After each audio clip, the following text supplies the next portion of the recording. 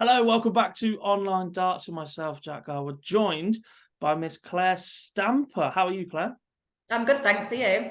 Yeah, not too bad, not too bad. First off, let's introduce you to the folks at home. Formerly the head of women's development for the amateur dart circuit, but you've got an exciting new role to tell us about. I definitely have, Jack. We're basically now coming away from, well, not coming away, but branching off from the amateur dart circuit. We're introducing our very own women's amateur dart circuit, which will be called the WADC. So this will be our own separate membership, our own separate tournaments, branching away from that. So we've got our own organisation now. Is this a natural progression of where women's darts is at the moment? Obviously, we've seen a big boom in the last couple of years. We've seen great success from some standout names such as Fallon Sherrock, who's going to be involved in the product herself. But is this a natural progression now of the evolution and the growingness of women's darts? Yeah, definitely. I mean, there's great opportunities out there for women dart players now.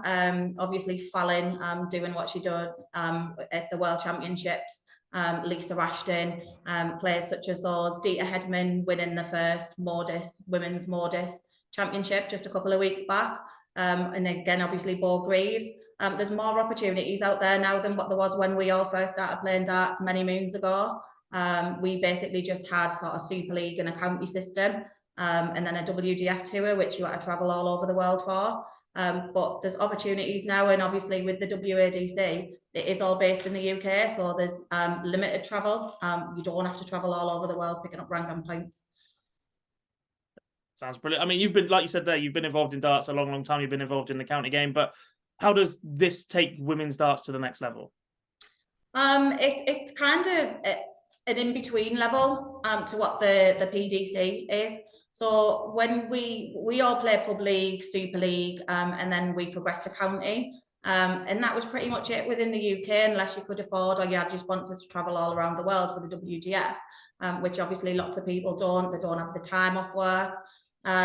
This is kind of an in-between for progression towards the PDC circuit for the women. So it's aimed more at the amateur players, the kind of not the top end pros, but more amateur side of things as a stepping stone to bigger and better things. And is that the platform then that you get to have more professional women dart players in the long term? This is a long-term project, isn't it? Yeah, definitely. I mean, in an ideal world, we'd love any women, no matter what level they're at, to play in this. But it will attract, hopefully, our target audience is a lot more of the amateur players who maybe don't have the funds to travel to PDC events, or they're just at the beginning of their career and they want to get the confidence. They don't want to head straight into those tournaments where you've got Fallon board players, Lisa Ashton, Mikuru, week in, week out. They want to get the experience. They want to see what the environment's like. And that's basically our target audience, to give that next level from the county setup. Sounds perfect to me. I mean, there were women's only events last year as part of the amateur dart circuit, the ADC, but how does the provision for the women's ADC moving into year one and beyond look different on that landscape? It's very, very similar, except it's basically, as I say, it's our separate brand, and now it's our own organisation. So it's the WADC. It's basically run by women. It's run by myself, and I am looking at a few other positions within the organisation to help get it on its feet. So the two events are going to be pretty similar to what they were last year. They are going to run alongside the men's events on the same dates. It just makes sense with the venues, with the equipment. So they are going to take place on the same events. We are increasing from 12 events last year, though, well, sort of this year, to 16 events in 2024. So we've got an extra weekend, which we didn't have this year just passed. So there's increased, it is increased prize funds over the year with those extra four events in place.